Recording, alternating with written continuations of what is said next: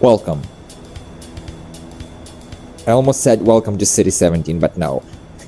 Welcome to Liberty City. Or, more accurately, the part of it that you really never get to see up close now, do you guys? Now, all of you Definitive Edition motherfuckers and suckers, you guys, I bet, you guys don't have the slightest clue what I'm even talking about, right? Kind of figures, no offense. Colloquially dubbed as Ghost Town, it's actually neither a town nor really a ghost.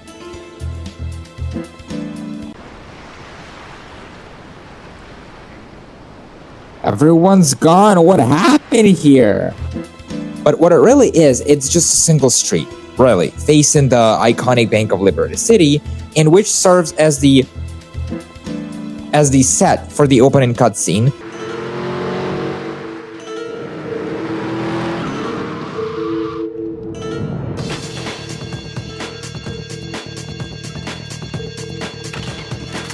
The one where Claude gets, cucked by his then girlfriend Catalina. Sorry, babe. I'm an ambitious girl. And right in front of her new stick named, what's his name again? Miguel.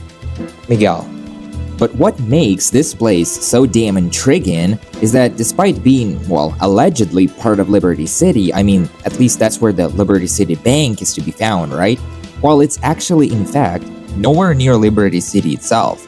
So other than the opening cutscene, it's not seen ever again. And even then, it blows by so fast and furious, one barely gets to even have a look at what this place even has to offer. Because you only get, 35 seconds to take it all in.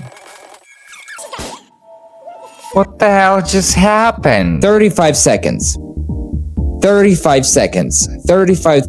I keep saying 35 seconds, but 35 seconds worth of screen time was all we ever got out of this place.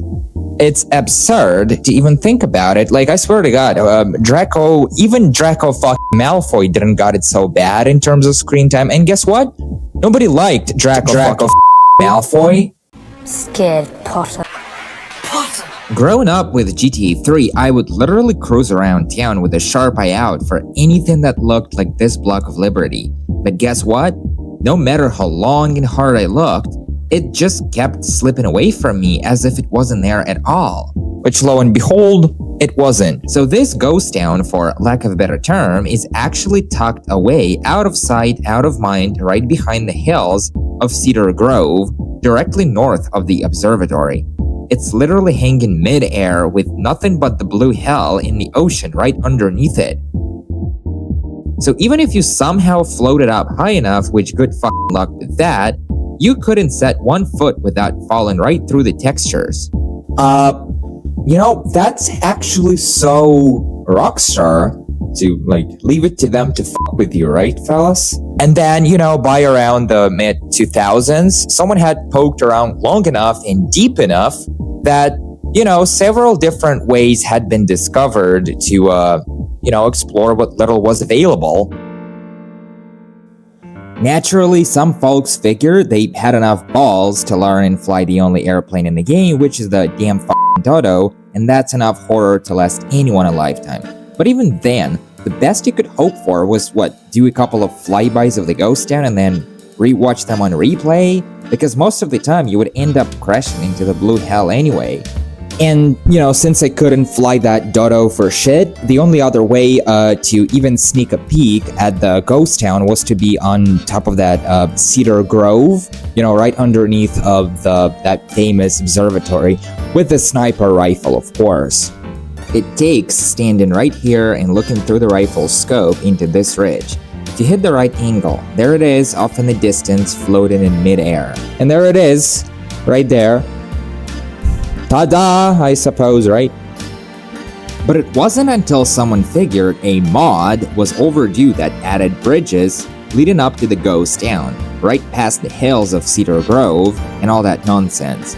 Collisions had been added where previously there were none, and finally, we could set foot on solid ground and investigate this place in full detail. And boy, is there a lot to unpack.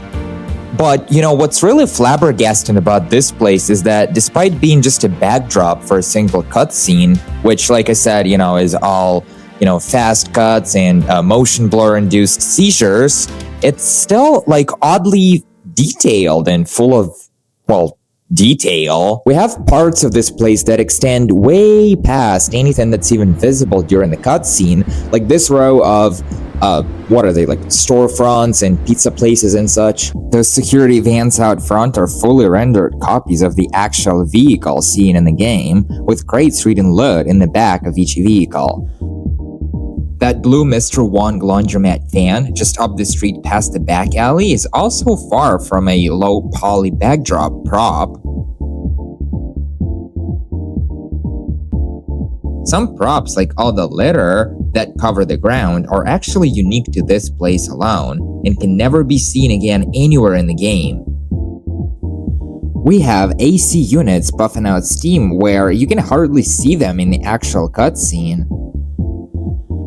And oddly enough, the only two objects that don't lack collisions by default are these two crates. So whether they are a technical slip-up or if this place was planned to have collisions, but that never happened, well, that's anyone's guess really. So really, all these assets, all this attention to detail, and it's just a backdrop for a single mission. Seriously, anyone would think it was part of, it was like an actual part of Liberty City, but it's not. When asked or confronted, take your pick, about whether a fourth island had been cut before the game was released, Rockstar denied any knowledge of anything beyond just the 3 existent islands. They even said it in one of their fans' Q&A. They said, quote unquote, "We didn't take an island out of the game. There were only ever the 3. We think what people refer to as Ghost Town is really just a small area of a city we built for the bank heist scene at the very start of the game. It never had a name, but we wanted it to be somewhere separate from the Liberty City map, so we built these few streets floating in space and assumed no one would ever find them, dumb fucks. We noticed someone built a bridge mod so you can actually drive there now. Fucking amazing." Okay, so frankly, I totally understand where Rockstar was coming from with this whole idea of building just a small, patch instead of rendering out half the city just to shoot a 30-second, cutscene video. So that makes perfect sense. Resources were quite limited back in the day, but couldn't you guys at least keep it? Maybe make 2 separate renditions, one that's half rendered just for the cutscene, and then the other one that's actually part of Liberty City, maybe part of, I don't know, Staunton Island or something. I realize I'm a couple decades too late with that, but still just throwing out some ideas. Last but not least, what's really odd is that for some reason they had to cut it entirely from the definitive edition. I mean, yeah, sure, good fucking riddance, but it still serves as the introduction setting. But flying past the limits of the game reveals whatever happened to the Ghost Town post-definitive edition, it's not there anymore. Not at all.